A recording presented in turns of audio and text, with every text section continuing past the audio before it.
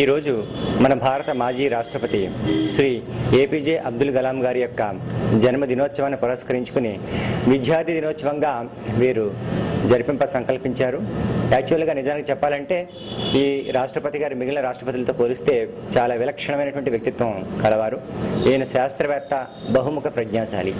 ఈయన పిల్లలకు సుందర భవిష్యత్తు కోసం స్వప్నించి, మీరందరూ కూడా సుందరమైన భవిష్యత్తు కోసం స్వప్నించండి, ఆ స్వప్నంలో ఉన్నటువంటి వాస్తవాలను సాకారం చేసుకోండి, అందుకోసం కృషి చేయండి అని చెప్పేసి వీరు వ్యక్తిత్వ వికాస దృష్టికోణంలో పిల్లలందరినీ కూడా ఉత్తేజితులను చేయడం జరిగింది.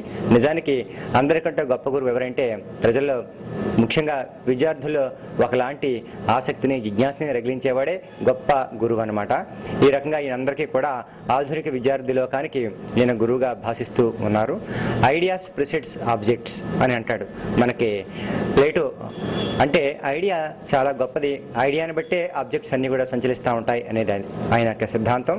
అదేవిధంగా ఆధునిక తత్వశాస్త్ర పితామహుడు రెనీ డెకార్ట్ కూడా I think therefore I am అంటాడు. నేను ఆలోచిస్తున్నాను కాబట్టే నేను ఉన్నాను అని అంటాడు. కాబట్టి ఆలోచన, ఐడియా అంత గొప్పది.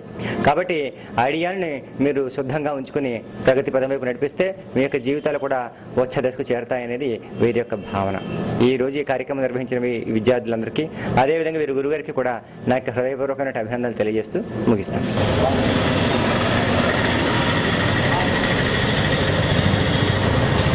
జరుగుతుంది ఈ ప్రపంచంలో. అయినప్పటికీ విద్యార్థి దినోత్సవం అనేది నేటి వరకు ప్రపంచంలోనే జరుపుకోలేదు.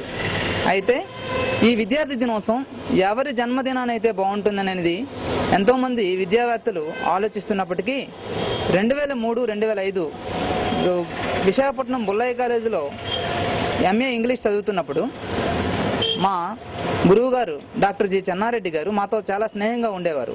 ఆయన మాతో సామాజిక అంశాలను కూడా చర్చించేవారు. ఆ సమయంలో విద్యార్థి దినోత్సవం ఎవరి పేరునైతే బాగుంటుందని మాకు సార్ అడిగారు.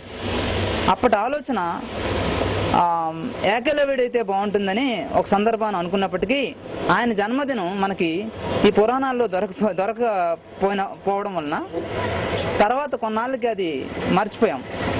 ఇప్పుడు నేను ఇంజనీరింగ్ కాలేజీలో wings of fire, Abdul Kalam ఆత్మకథ వింగ్స్ ఆఫ్ ఫైర్ని బోధించినప్పుడు ఆ ఆలోచన మళ్ళీ పునరావృతమయ్యి విద్యార్థి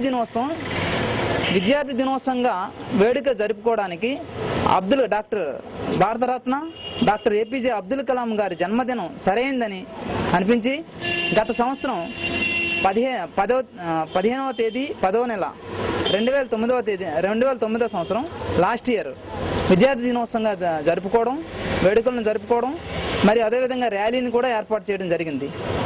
అదేవిధంగా ఈ సంవత్సరం కూడా 2వ విద్యార్థి దినోత్సవంగా ఈ శ్రీకాకుళం జిల్లాలోనే విద్యార్థి దినోత్సవంగా ఏర్పాటు చేయడం జరుగుతూ ర్యాలీ కార్యక్రమం కూడా చేపట్టడం జరిగింది. ఇంకా అబ్దుల్ కలాం గారి తాలూకా ఆలోచనలను, ఆయన ఆదర్శాలను ప్రతి విద్యార్థి, ప్రతి ఉపాధ్యాయుడు, ప్రతి విద్యావేత్త ఆదర్శాలను స్వీకరించి తన అడుగుజాడల్లో ప్రతి ఒక్కరూ నడవాలని, అదేవిధంగా ఈ శ్రీకాకుళం జిల్లాలో విద్యార్థి దినోత్సవం అనేది కార్యక్రమం చేపట్టడం ఇదే మొట్టమొదటిసారి. గత సంవత్సరం ఇది 2వసారి. ఇంతవరకు ఈ యావత్ భారతదేశంలోనే విద్యార్థి దినోత్సవం అనేది ఎప్పుడూ జరుపుకోలేదు, వేడుకలను జరుపుకోలేదు. మనం ఆయన స్ఫూర్తితో, ఏపీజే అబ్దుల్ కలాం గారి స్ఫూర్తితో మనం కూడా ముందడుగు వేయాలని ఆశిస్తున్నాం.